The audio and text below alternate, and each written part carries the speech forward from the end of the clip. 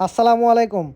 5 star classic Pabna থেকে Mawna root চালু করার শুরু থেকেই বিভিন্ন সমস্যা তৈরি করে আসছিল পাবনা ও শাহজাদপুর মালিক সমিতির লোকজনেরা। তারা তাদের রুটে 5 স্টার ক্লাসিকের গাড়িগুলো ঠিকঠাকভাবে চলতে দিচ্ছিল না।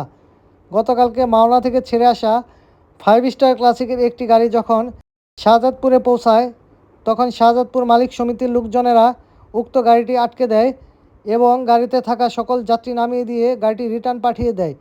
সেজন্য আজকে টাঙ্গাইলের 5 স্টার ম্যানেজমেন্ট সিদ্ধান্ত নেয় যে যেহেতু পাবনা ও শাহজাদপুরের মালিক সমিতিরা পাবনা রুট 5 স্টারকে ব্যবহার করতে দিবে না, সেহেতু পাবনা এবং শাহজাদপুরের কোনো গাড়ি টাঙ্গাইল রুট ব্যবহার করতে পারবে না।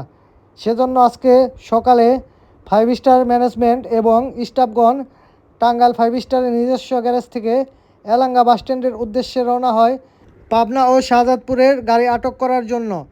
এলাঙ্গা বাসস্ট্যান্ডে যাওয়ার পর বেশ কিছু পাবনা ও শাহজাদপুরের গাড়ি আটক করা হয় এবং সেগুলোকে টাঙ্গাইল মালিক সমিতিতে নিয়ে আসা হয়।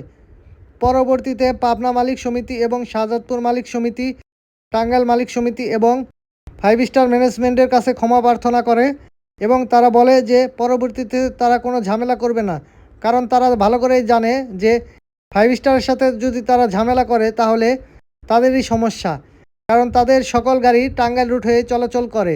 এক 5 স্টারের জন্য পাবনা এবং শাহজাদপুরের সকল গাড়ি টাঙ্গাইল রুটে আটকে যাবে।